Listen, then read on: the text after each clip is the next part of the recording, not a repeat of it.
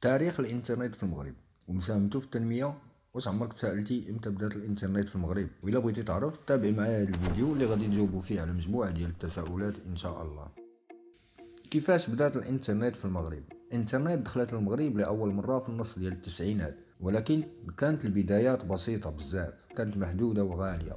1995 بدا المغرب كيتعرف على هذه التكنولوجيا الجديده، وكانوا غير الشركات الكبيره والمؤسسات العموميه هما اللي كيستعملوها.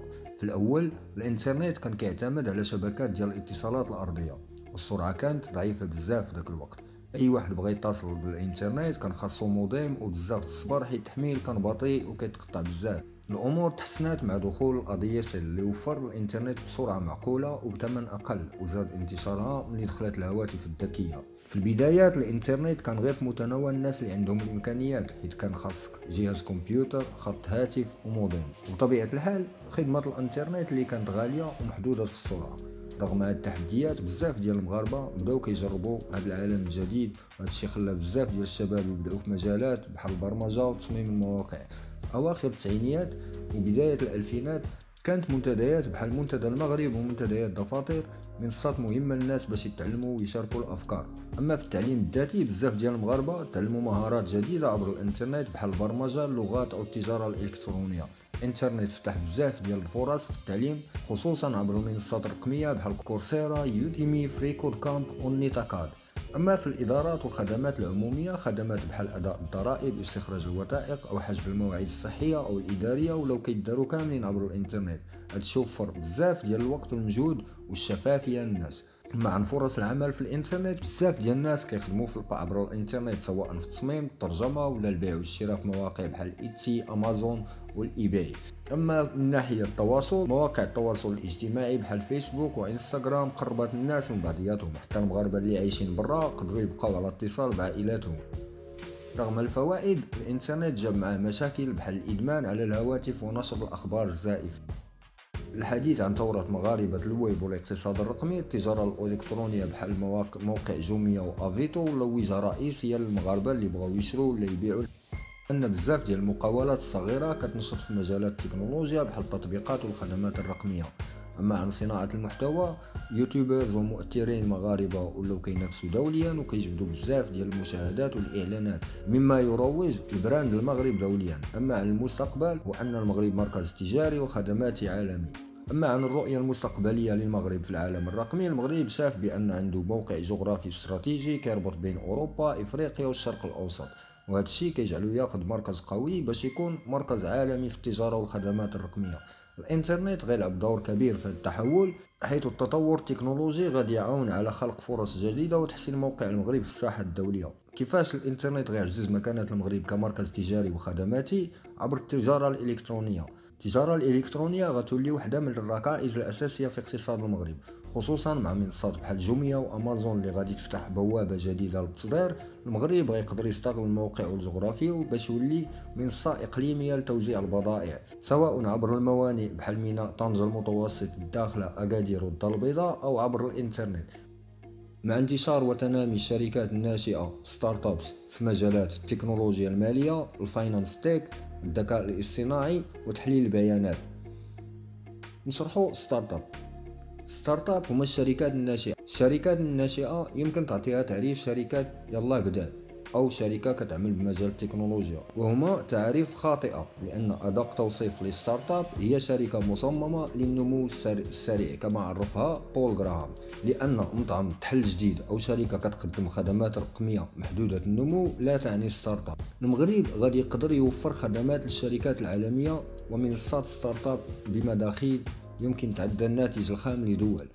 بزاف ديال الشركات الأوروبية غيقدروا يعتمدوا على الكفاءات المغربية في مجالات البرمجة والتكنولوجيا، خصوصا مع تعزيز البنية التحتية الرقمية. أما الابتكار في الخدمات اللوجستية، الانترنت غيعاون على تحسين الخدمات اللوجستية في المغرب من خلال اعتماد تقنيات الذكاء الاصطناعي وانترنت الأشياء Internet of Things لتسهيل عمليات النقل والتخزين. المغرب يقدر يطور تطبيقات ومنصات كتربط الشركات بالمستهلكين عبر العالم بشكل سلس. الانترنت غيحول السياحة في المغرب إلى تجربة رقمية، حيث غادي يكون ممكن للسياح يحجزوا رحلاتهم ويكتشفوا المعالم ويتفاعلوا مع الثقافات المحلية عبر الواقع الافتراضي الفيرتوال رياليتي والواقع المعزز. كما أن عدة شركات بالمغرب كتوفر خدمات استضافة الشركات وتوفير مكاتب مجهزة ومتوفرة على جميع وسائل العمل من إنترنت عالي السرعة إلى قاعة اجتماعات وقاعات عمل. هذا الشيء غيخلي المغرب وجهة سياحية رقمية متقدمة. المغرب غيستغل الإنترنت باش يعزز العلاقات الدولية ويخلق شراكات تجارية تعتمد على التكنولوجيا والخدمات الرقمية من خلال منصات للتجارة الدولية بحال علي بابا وإي باي. غادي توفر فرص تصدير للشركات المغربية الصغيرة والمتوسطة. دور الحكومة والشركات في هذا المستقبل: الحكومة المغربية خاصها تواصل الاستثمار في شبكات الألياف البصرية وخدمات 5G باش تضمن إنترنت عالي السرعة لكل المناطق. التعليم الرقمي وتكوين الكفاءات: خاص برامج تكوين للشباب في مجالات التكنولوجيا الحديثة بحال البرمجة، الذكاء الاصطناعي وتحليل البيانات مثل 1337 خاصها تكون في جميع مدن وقرى المغرب. الجامعات والمدارس العليا غتولي شريكة في التطور الرقمي، لذلك خاصهم يعمقوا الأبحاث ديالهم باش يلقاو حلول فعالة وسريعة لتطوير النسيج الاجتماعي والفكري والمهارات عند الفرد المغربي. وفي تشجيع الاستثمار الأجنبي: المغرب كيشجع الشركات العالمية باش تفتح مراكز بيانات ومكاتب في المغرب بامتيازات جد مغرية للشركات. أما عن تعزيز الأمن السيبراني مع تزايد الاعتماد على الانترنت، خاص الحكومة تهتم مجال الحماية الإلكترونية باش تحمي البيانات والمعلومات الحساسة. لذلك واجب على الحكومة توضع برامج تعليمية معمقة لهذا المجال.